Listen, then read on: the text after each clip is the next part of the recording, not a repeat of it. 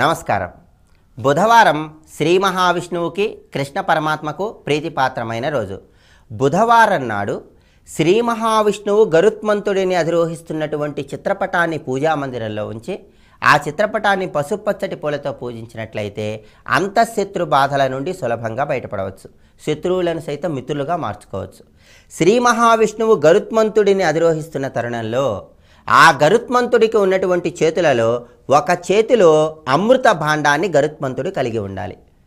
ఒక చేతిలో గరుత్మంతుడు పూర్ణ కుంభాన్ని కలిగి ఉండాలి. అలా గరుత్మంతుడు ఒక చేతిలో అమృత భాండం, ఒక చేతిలో పూర్ణ కుంభం కలిగి ఉండి శ్రీ మహావిష్ణువుని తన భుజస్కంధాల మీద మోస్తున్నటువంటి చిత్రపటాన్ని బుధవారం నాడు పూజామందిరంలో పసుపచ్చటి పుష్పాలతో పూజించినట్లయితే శ్రీ మహావిష్ణువు యొక్క అనుగ్రహం ద్వారా అంతఃశత్రు సమస్యల నుండి సులభంగా బయటపడవచ్చు. అలాగే నిద్రించే సమయంలో అనేక మందికి పీడకలలు ఎక్కువగా వస్తూ ఉంటాయి.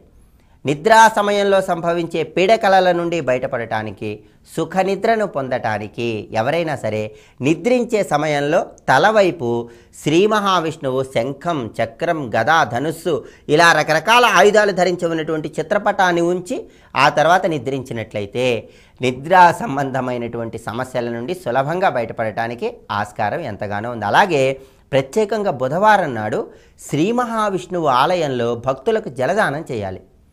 శ్రీ మహావిష్ణువు ఆలయంలో భక్తులకు బుధవారం జలదానం చేస్తే కన్యలకు ఉన్నటువంటి కుజదోషం తొలగించబడుతుంది. అన్ని రకాలైనటువంటి దోషాలు నివారించబడతాయి, అష్టైశ్వర్యాలు సిద్ధిస్తాయి. అలాగే ప్రత్యేకంగా బుధవారం నాడు శ్రీ మహావిష్ణువుని సంపెంగ పూలతో పూజించటం ద్వారా కూడా కన్యలు కుజదోషం నుండి బయటపడి వివాహ ప్రాప్తిని సులభంగా పొందటానికి ఆస్కారం ఎంతగానో ఉంది.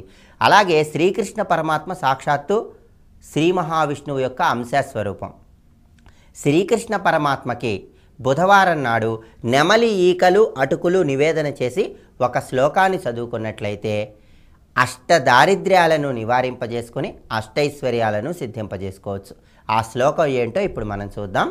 అచ్యుతం కేశవం రామనారాయణం కృష్ణ దామోదరం వాసుదేవం హరే. శ్రీకృష్ణ పరమాత్మకి బుధవారం నాడు నెమలి ఈకలు, అటుకులు నివేదన చేసి ఈ శ్లోకాన్ని చదువుకున్నట్లయితే వాళ్ళకి జీవితంలో ఎటువంటి క్లిష్టతరమైనటువంటి సమస్యలు వచ్చినప్పటికీ శ్రీకృష్ణ పరమాత్మ తన సుదర్శన చక్రాన్ని అలా అడ్డువేసి ఆ సమస్యలు తొలగింపజేస్తాడని ధర్మశాస్త్రంలో మనకు తెలియజేయడం జరిగింది. శ్రీకృష్ణ పరమాత్మ ఎప్పుడూ కూడా నెమలి ఈకలు ధరించి ఉంటాడు. నెమలికి సృష్టిలో ఏ ప్రాణికి లేని ప్రత్యేకమైన లక్షణం ఉంది. సంతానాన్ని ఉత్పత్తి చేయటానికి ఎటువంటి కామము లేకుండా సంతానాన్ని ఉత్పత్తి చేసేటటువంటి ప్రత్యేకమైన లక్షణం నెమలికి ఉంది. అంటే సృష్టి కార్యం లేకుండానే సంతానాన్ని ఉత్పత్తి చేసే ప్రత్యేకమైన లక్షణం సృష్టిలో ఒక నెమలికే ఉంది. శ్రీకృష్ణ పరమాత్మ నెమలి ఈకలను ధరించాడంటే, నెమలి పింఛం పెట్టుకున్నాడంటే 16,000 మంది గోపికలకు తనకు ఉన్నటువంటి సంబంధం కేవలం ఆత్మకి పరమాత్మకి ఉన్నటువంటి సంబంధం మాత్రమే అని మనందరికీ తెలియజేస్తున్నాడు. అందువల్ల ఆయనకి నెమలి ఈకలంటే ఎంతో ప్రీతిపాత్రం.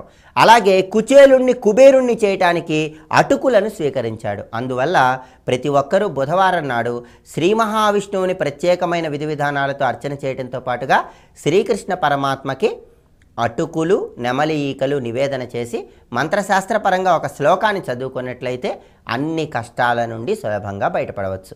అంతటి మహిమాన్వితమైనటువంటి ఆ శ్లోకం ఏంటో ఇంకొకసారి చూద్దామా మరి. అచ్యుతం కేశవం రామనారాయణం కృష్ణ దామోదరం వాసుదేవం హరే. శ్లోకం చదువుకోండి. శ్రీకృష్ణ పరమాత్మకి ఒక నెమలి ఈక, అటుకులు నివేదించండి.